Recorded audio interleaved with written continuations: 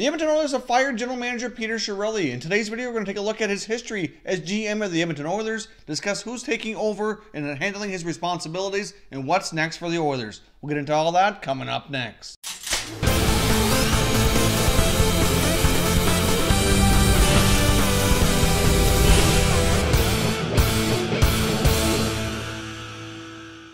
Hey everyone, and welcome back to another video here at Top Shelf Hockey. If you're new to the channel, thanks for stopping by. We review and discuss all 31 NHL teams, so if you're a huge hockey fan, consider subscribing and clicking the bell so you don't miss anything. So as I mentioned off the top, GM of the Oilers, Peter Chiarelli, has been fired. Now, while we're awaiting official confirmation from the Edmonton Oilers, we do have enough information from enough reliable inside NHL sources indicating that after last night's loss to the Detroit Red Wings, that Chiarelli was let go. The players were informed, and at this point, we're just waiting for the team to make an official press release. They'll likely have a press conference here later today, I would imagine. Timing here is key. Obviously, we're heading into the All-Star break. The Oilers, among other teams, are going to have an extended number of days off here, so they have some time to kind of get things in order and plan for the future without Chiarelli being in the picture. Now, it's being reported by Sportsnet analyst John Shannon that he expects assistant GM Keith Gretzky to be taking over, handling majority of Chiarelli's responsibilities, while Bob Nicholson will kind of be more involved with the process here as they determine the long-term future of the general manager position and who's going to be taking over on a more permanent basis. Now, of course, Keith Gretzky's been working with Chiarelli for some time. Not only has he been assistant GM to Chiarelli during his tenure with the Oilers, but they do have history back with the Boston Bruins as well. Gretzky was the amateur scouting director with the Bruins for a number of years. Gretzky has been credited with doing a really good job leading many of their drafts in Boston, as well as helping tremendously with the Oilers' past number of drafts as well. So it certainly has a key eye for amateur talent. Hopefully he has just as good at the pro level here. Normally teams have an amateur scouting team as well as a pro scouting team, handling different responsibilities here. So obviously as we're heading into the NHL trade deadline, with the Oilers being a team that desperately needs to make some trades, I guess we'll kind of see how they handle that here moving forwards. But a lot of those questions will hopefully be answered a little bit later once the Oilers handle a press conference here and kind of give us a little bit more insight to their long-term plans, if they have many plans as of right now. But all we do know is that Chiarelli is no longer in the picture. So let's take a quick look here at his history as the general manager of the Edmonton Oilers. Now, he's been there for 3.5 seasons. He was hired during April of 2015 after being let go from the Boston Bruins. Of course, he was the general manager there for a long time. Does have a Stanley Cup to his resume, but many people will argue that a lot of the pieces in place in Boston to help them win the Stanley Cup or were already either drafted or signed by the Bruins prior to him coming on board. I know there are some people out there that don't want to give him quite as much credit for being a Stanley Cup champion GM as some others might be. But either way, his tenure in Edmonton really has not gone all that well. Now I want to take a quick look here and review his trading and drafting history as GM of the Edmonton Oilers during his 3+ years in that position. Obviously, like I said, when he came on board in 2015, he had the honor of announcing that they would be drafting Connor McDavid #1 overall. I'm not going to give him a whole lot of credit for that. Obviously, that's a no-brainer. I think any GM in his right mind would have made that choice. Obviously, he was a clear-cut #1 by a long shot, generational talent, best player for the most part in the NHL today as well. So that was certainly an easy one. If you take a look at his other draft picks in 2015, and I'll put a graphic here on the screen so you can kind of follow along here with some of their draft picks. In 2015, they also drafted Caleb Jones and Ethan Bear. I mean, both seem to be decent prospect defensemen, but yet here we are in 2019, and neither have become a full-time member of the Oilers roster. So besides McDavid in 2015, they really haven't drafted anybody who's yet to take that full step to becoming a full-time NHL player. Obviously, in 2016, they drafted Jesse Puljujarvi with their top pick. He's the only player from that NHL draft class as well to be playing in any amount of NHL games. And obviously, Puljujarvi is not fully established as a regular player, putting up the numbers that they're certainly hoping for. So many of the other guys you look in the 2016 draft class, have yet to make their NHL debut. Now, I know for some of these guys, it's still a little bit early. Not to say that that draft class is going to be a complete bust.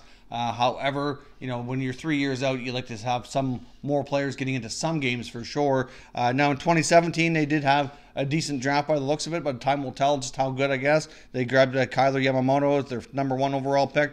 Obviously, they also got Stuart Skinner as a pretty decent prospect goaltender. Gustav Safin's also a very interesting prospect. I do think has a lot of potential. I've seen him play in person before with the St. John Sea Dogs. He's a very solid hockey player, so curious to see how he turns out. And of course, in 2018, things are looking decent, but again, it's still early. hopefully these guys pan out, but Evan Bouchard might be their top defenseman here in a number of years ahead, as well as Ryan McLeod, who had an excellent training camp here right out of the draft in 2018. Looked pretty solid, almost made the team, but was sent back to junior.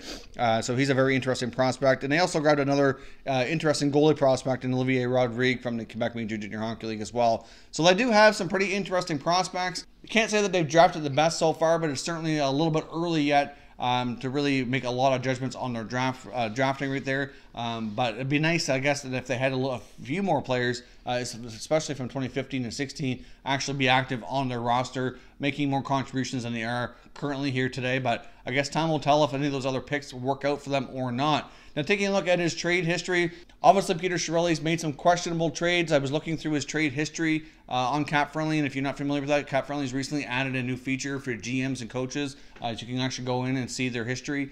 For a general manager, you can see their history of signings as well as trades. It's quite a handy tool, easy way to look up if you're not sure what GM was responsible for certain moves when they're with a particular team. So I highly recommend you check that out as well. I'll get a lot of information from that source. In 2015, after coming on board, he did acquire Cam Talbot from the New York Rangers. That trade so far, he gave up a number of draft picks, but those picks really haven't turned out for the Rangers. So far that trade looks pretty decent. Obviously, in the summer of 2016 is when the Taylor Hall trade for Adam Larson happened. It's obviously a trade right now that it's not looking real good. Taylor Hall went on to have an MVP season. Adam Larson is a decent defenseman, but I really don't think it's worth a guy like Taylor Hall on the other side for a one-for-one swap. Obviously, there was the trade for Jordan Eberle for Ryan Strome. That deal so far isn't looking real good either, especially considering Strome was later traded for Ryan Spooner. And of course, we had Spooner on waivers the other day, which we discussed in a prior video here in the last couple days. So obviously that deal is not looking real good either. Of course, he also traded Justin Shults, who was signed as a free agent and was expected to be a pretty big name defenseman for the Oilers, and didn't really quite pan out. He only received a third-round pick, and since going to Pittsburgh, Justin Shults has turned into a really solid defenseman and been excellent for them. Top 4 for sure, oftentimes top 2, especially when Letang was out for extended periods of time with injuries as well. So between Eberle, Hall, and Shults, there's a lot of offense gone off the roster with not a whole lot to show in return. Signings that were questionable, obviously the Milan Lucic contract. I don't need to tell you about that one. Of course, Lucic, not really producing very much at all and was signed to a long-term deal. Still a number of years left on that. The Chris Russell contract, many people aren't fond of that one. It was not quite as bad, but still, it was a 4-year, $4 million contract, and that's another deal that's certainly questionable at best. Of course, just here in the past 24 to 48 hours, he signed goalie Mikko Koskinen, which is kind of his last mark on the Oilers. Some people will say it's his last, bad move before he got fired. And maybe that had something to do with it. I don't think it was just a Koskinen signing by any means. I think it's a series of events leading up to that obviously the Oilers brass were not, able to trust him and didn't feel like he was the guy to lead this team in the right direction anymore. But obviously, after playing only, I believe it's 30 NHL games, he's given a 3-year contract at $4.5 million. Certainly questionable, like we discussed that yesterday as well, comparing it to some other goalies. And really, I think that's a big-time overpayment. But I just think it's a lot of risk involved with a small sample size of games. I think he's been better than Talbot, certainly an upgrade. Has the potential to be the starter, or it just seems questionable a little bit too much too soon is what I said yesterday, and I stand by that here today. So that's Peter Chiarelli's history as the GM of the Edmonton Oilers. I mean, he really hasn't been able to take this team very far at all. We did get one playoff run, and it's been all downhill here ever since.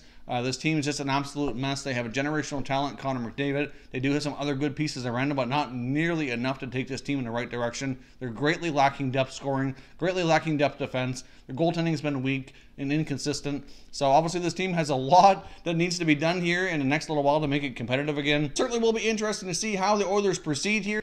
The Oilers have been notorious for the last couple of decades of being managed by what they call like the old boys club. There's always former Oilers coming in. This Oilers team has been greatly mismanaged for a long time, and it'd be nice to see somebody come in and really move this team forward. It's a real shame to see so much talent being wasted with Connor McDavid, and you can't help but think at some point his frustration is going to boil over, and if he ever gets to the point where he wants out, then that franchise is even further doomed and even in bigger trouble. I don't think we're anywhere near that right now, but if they don't get things in order here in the next couple of years, I think at some point that could eventually happen. I mean, players want to win. When players are signed to long-term deals and they're kind of seeing the vision of the team and the direction things are going, they want to be reassured here that the team's doing everything it can to surround them with the right players to help them be successful. So we'll see what happens here, but let me know your thoughts down below. Are you surprised at all by Chiarelli's firing? Who do you think would be a good long-term permanent replacement here? Obviously, things are going to be handled on an interim basis for the short term, But we'll see what happens here. Once we have an official press conference from the Oilers, if there's anything noteworthy or newsworthy from that conference that's worth noting here, check the pinned comment down below. So depending on when you're watching this video, if you're watching it before the press conference, there may not be as much information there. But if the press conference for the Oilers has already taken place, check the pinned comment. You might have some additional details. I'll update that once they become available. If you're new to the channel here, I hope you consider subscribing. We cover all 31 NHL teams, and there's plenty of content here for all hockey fans to enjoy. So if you're new, hit that subscribe button and give this video a thumbs up before you go. I'd appreciate it if you did. As always, thank you very much for watching, everybody. We will catch you next time.